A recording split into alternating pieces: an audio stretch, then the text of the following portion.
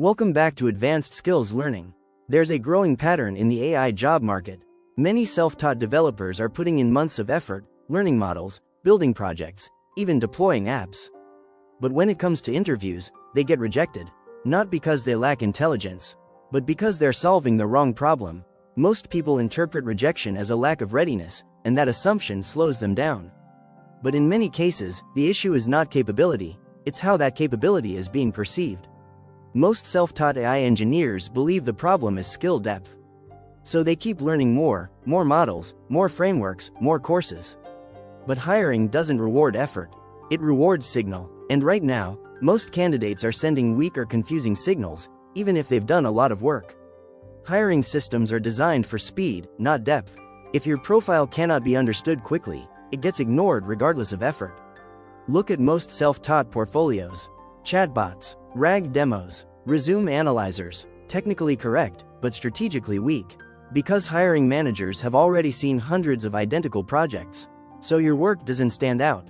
It blends in. Familiar work reduces perceived value, even if execution is solid. When your project looks like everyone else's, it stops acting as proof of ability. There's a gap most candidates don't realize. Building a demo is not the same as designing a system. Companies are not hiring demo builders. They're hiring people who can think through reliability, failure modes, latency, and trade-offs. If your work doesn't show that thinking, it gets filtered out quickly. This is where experienced engineers think differently from beginners. They focus on failure scenarios as much as success cases. Hiring in AI is not just about capability. It's about risk. Can this person work on real systems without breaking things? Can they make decisions under uncertainty? Self-taught candidates often don't show that signal. So even if they're capable, they feel risky to hire. Companies are optimizing for predictable outcomes, not potential alone. So they prioritize candidates who feel safe to trust early. This is where many developers get stuck. They keep learning because it feels like progress.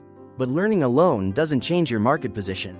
At some point, more knowledge stops helping and starts delaying your transition. Progress in learning feels tangible, but hiring outcomes remain unchanged. That disconnect is what frustrates many serious candidates. What companies actually want is very different. They want engineers who can make decisions, who understand context, who can explain why one approach is better than another, not just how to implement it. Decision-making is what reduces uncertainty inside teams. And that is far more valuable than knowing multiple tools superficially. Most rejected candidates have two missing signals. No clear direction. Are you a backend engineer with AI, or an ML specialist? And no ownership story. What problem did you truly solve end-to-end? Without these, your profile feels incomplete. Hiring managers don't have time to interpret ambiguous profiles.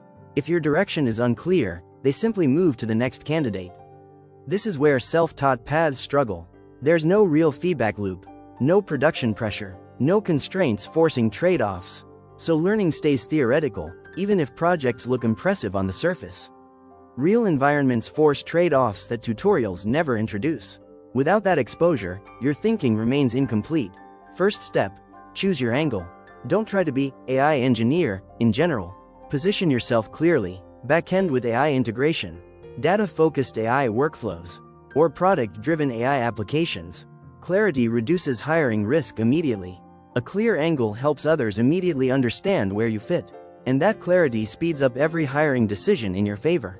Second, build work that shows thinking, not just functionality. Show trade-offs, why you chose one approach over another, where it fails, how it scales. That's what creates differentiation. Differentiation comes from constraints, not complexity.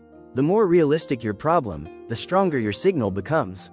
Third, learn to communicate decisions. In interviews, most candidates explain what they built. Few explain why they built it that way. That's the difference between a learner and an engineer. This is where most candidates fail silently. They have the knowledge, but they don't translate it into reasoning. Fourth, simulate real-world conditions. Add latency limits. Handle failure cases. Think about cost. This forces your thinking to evolve beyond tutorials. And that's what hiring managers recognize instantly. Real-world thinking comes from dealing with imperfect conditions. That's what transforms learning into usable engineering judgment. Here's the real takeaway. Self-taught is not the problem. Weak positioning is. If you shift from learning to signaling, from building demos to showing decisions, you stop getting filtered out and start getting noticed. That's the difference. Once your signal becomes clear, the response from the market changes. And that shift often happens faster than people expect. If you want to build an AI-ready career with strategy instead of guesswork, subscribe. We'll continue breaking down what actually matters in the AI hiring market, calmly, clearly, and without hype. Thanks for watching.